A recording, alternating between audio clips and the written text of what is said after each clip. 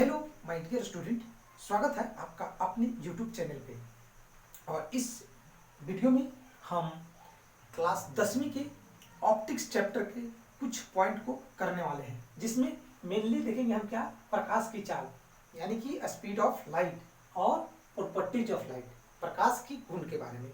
कल की वीडियो में मैंने चर्चा किया था क्या, लाइट क्या होता है, ठीक है, पारदर्शक क्या होता है, अपारदर्शक क्या होता है, ठीक है, अपसारी क्या होता है, अभिसारी क्या होता है, और प्रकाश किसे कहते हैं, ठीक है, किरण किसे कहते हैं।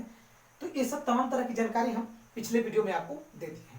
तो इस वीडियो में मेनली हम प्रकाश की चाल और प्रकाश के गुण के बारे में हम चर्चा करेंगे। तो वीडियो बहुत ही रोमांटिक होने वाली है, बहुत ही झकास होने वाली है, तो आप वीडियो में लास्ट तक बने रहें, ठीक है। तो सबसे पहले हम देखते हैं क्या कि प्रकाश का गुण, ठीक है, प्रकाश का क्या गुण होता है, ठीक है। तो सबसे पहला गुण तो ये होता है कि प्रकाश जो है वो सीधी रेखा में गमन करती है। क्या करती है? सीधी रेखा में गमन करती है, यानी सीधी रेखा के साथ चलती है। क्या होती है? सीधी रेखा के साथ चलती है। आपने बचपन में देखा होगा, ठीक है, या 6 या 7th क्लास में आपने पढ़ा होगा कि हम लोग एक एक्सपेरिमेंट करना था उसमें कि प्रकाश सीधी रेखा में गमन करते हैं कि नहीं। तो क्या करते थे, हम 4 कार्डबोर्ड के टुकड़े को लेते थे और उसमें क्या करते थे, पैरेलल में होल करते थे, और यहाँ पे हम क्या करते थे, मोमबत्ती को जलाते थे, ठीक है। और एक चौथी में क्या करते थे, होल को हम क्या करते थे, पैरेलल में ना करके इसके ऊपर नीचे करते थे। तो यहाँ से इसकी लौ जो है ये यहाँ से दिखने पे क्या होती थी, दिखती थी, लेकिन जब यहाँ से हम दिखते थे तो नहीं दिखती थी। क्यों? क्योंकि इसके पैरेलल में होल नहीं होता था, और लाइट यहाँ से जब चलेगी तो इस सीधी रेखा में चलेगी, और चूंकि यहाँ सीधी रेखा में होल है, ठीक है, जगह है जाने का, तो यहाँ पे ये पहुंच जाएगी। लेकिन जैसे चौथी कार्डबोर्ड में यहाँ पे होल रहता था तो ये यहाँ से टकरा के वापस चली जाती थी, यहाँ नहीं दिखती थी। तो इस तरह से हम वहां पे सिद्ध करके देखते थे कि प्रकाश जो है वो सीधी रेखा में गमन करती है या नहीं गमन करती है।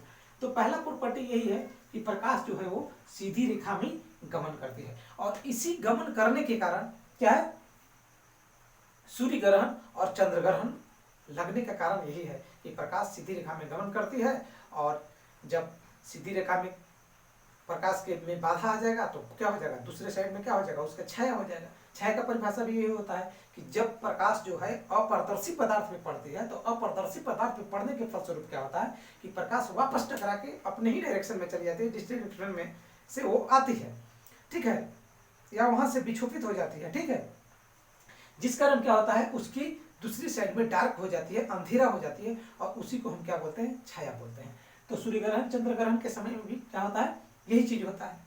चूंकि प्रकाश के जाने के लिए जगह मिलेगा नहीं, तो वो पार करके नहीं जाएगी, तो वापस लौट जाएगी, तो दूसरे साइड छाया हो जाएगा और अंधेरा हो जाता है।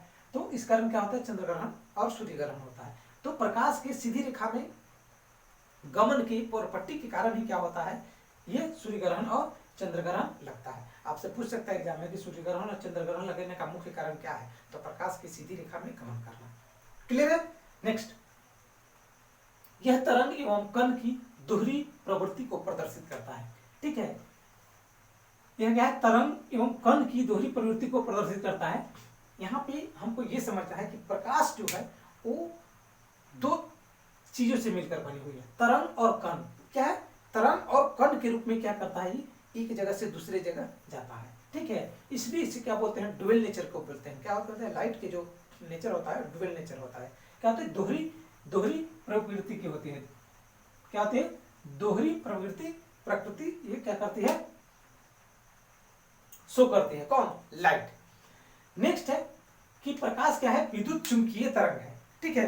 विद्युत क्या, प्रकाश क्या है, ये सब क्या है, प्रॉपर्टी है। क्या है, प्रॉपर्टी है। तो प्रकाश क्या है, विद्युत चुंबकीय तरंग है। अब विद्युत चुंबकीय तरंग का मतलब क्या होता है, ठीक है, विद्युत चुंबकीय तरंग का मतलब क्या होता है, तो विद्युत चुंबकीय तरंग इसलिए बोल देते हैं हम इसे, चूंकि इसको गमन करने के लिए, इसको चलने के लिए किसी माध्यम की जरूरत नहीं पड़ती है, ठीक है, किसी माध्यम की जरूरत नहीं पड़ती है। मतलब ये अकेला भी कहीं से कहीं चला जाएगा, ठीक है, किसी के साथ की जरूरत नहीं रहता है।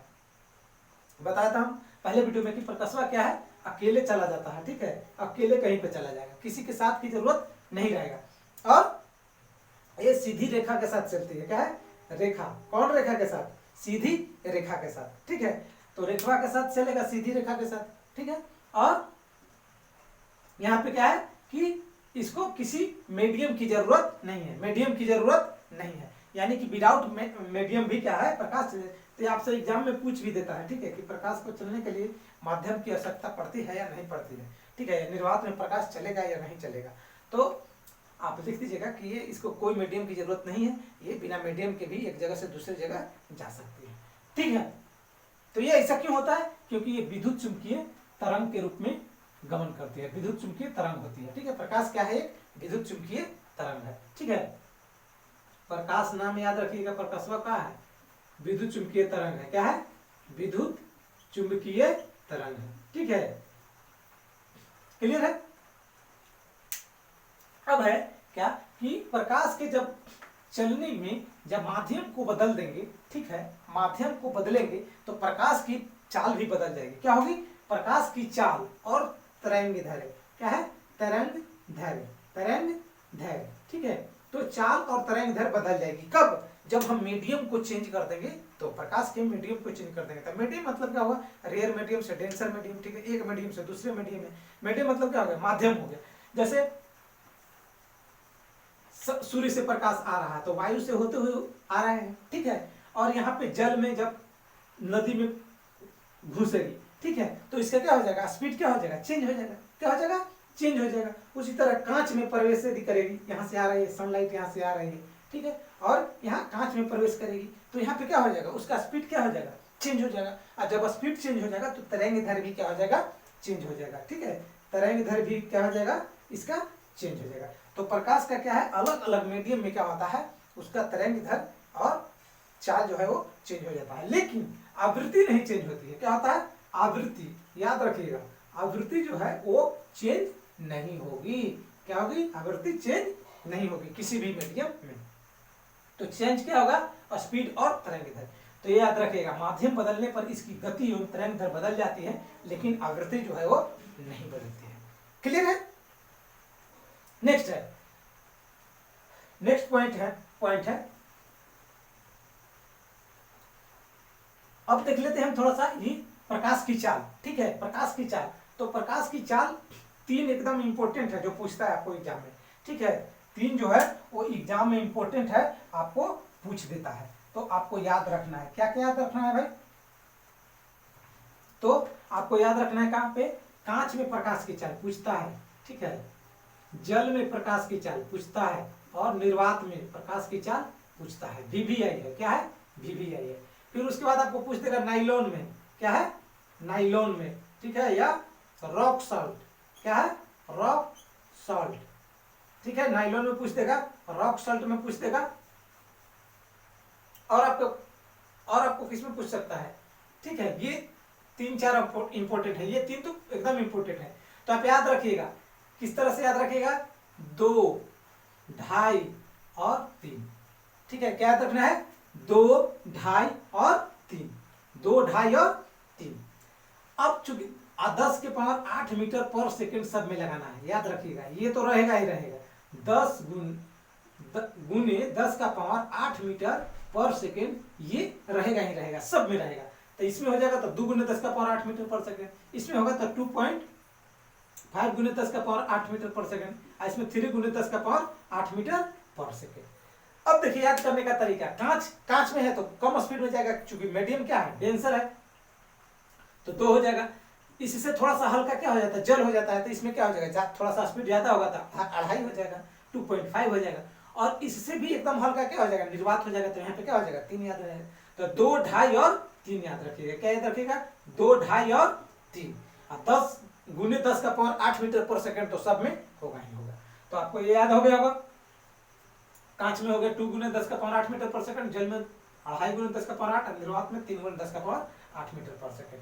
अब है एक नाइलॉन में, ठीक है, तो नाइलॉन में याद रखिएगा, नाइलॉन में या रॉक सॉल्ट, ठीक है, नाइलॉन या रॉक सॉल्ट, तो याद रखिएगा 1.96 गुने 10 का पावर 8 मीटर पर सेकंड, ठीक है, 1.96 गुने 10 का पावर 8 मीटर पर सेकंड। ये एक अलग है, किसमें हो गया, नाइलॉन में प्रकाश की चाल और रॉक सॉल्ट में प्रकाश की चाल, ठीक है। 1.96 यानी 196 किसका स्क्वायर रूट है, आप कमेंट करके, सॉरी स्क्वायर किसका है, तो आप कमेंट करके बताइएगा, जरूर जानते हैं तो कमेंट करके बताइएगा। और आपको याद नहीं हो जाएगा कि नायलॉन और रॉक सॉल्ट में प्रकाश की चाल जो है वो कितनी होती है। एक और था मेरा, एक और है, एक और आपको हम होमवर्क देते हैं कि 2.04 गुने 10⁸ मीटर पर सेकेंड, ये किस में चाल है प्रकाश का किस मीडियम में चाल है 2.04 गुने 10⁸ मीटर पर सेकेंड, ये आप कमेंट करके बताइएगा, ठीक है। यदि आप पढ़ते हैं तो कमेंट करके कहीं से खोज के बताइएगा 2.04 गुने 10⁸ मीटर पर सेकेंड जो है किस में प्रकाश की चाल होता है। नेक्स्ट पॉइंट देखते हैं कि सूर्य को SE और ME सनलाइट को अर्थ पे आने में और मूनलाइट को अर्थ पे आने में कितना समय लगता है, ठीक है। तो सनलाइट को अर्थ में आने में क्या है 8 मिनट 19 सेकंड लगता है। कितना लगता है? सूर्य को पृथ्वी पर किरण आने में 8 मिनट 19 सेकंड या 499 सेकंड, ठीक है। और चांद से मून से अर्थ पे आने में लाइट को कितना लगता है 1 मिनट 28 सेकंड। कितना? 1 मिनट 28 सेकंड आपको लग जाता है। तो ये डाटा भी याद रखिएगा, बहुत एग्जाम में पूछता है और इस बार भी ग्रुप डी के एग्जाम में भी पूछा जाएगा और 9वीं 10वीं की कक्षा में तो पूछे ही जाते हैं। तो जो भी विद्यार्थी लोग होंगे, जिस क्लास के विद्यार्थी होंगे, वो याद कर लें ताकि उनको एग्जाम में काम आए। नेक्स्ट है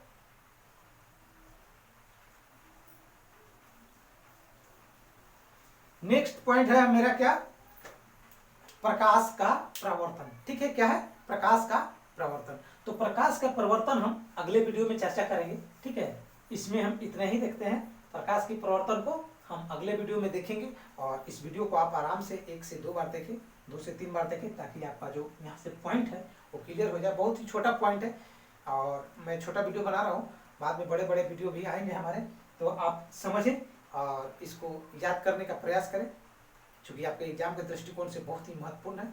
और वीडियो अच्छा लगा होगा तो इसे लाइक कर दीजिएगा, दोस्तों के पास शेयर कर दीजिएगा, तथा हमारे चैनल को अभी तक सब्सक्राइब नहीं किए हैं तो सब्सक्राइब कर लीजिएगा। तो मिलते हैं फिर नेक्स्ट वीडियो में, तब तक के लिए धन्यवाद वीडियो देखने के लिए लास्ट तक।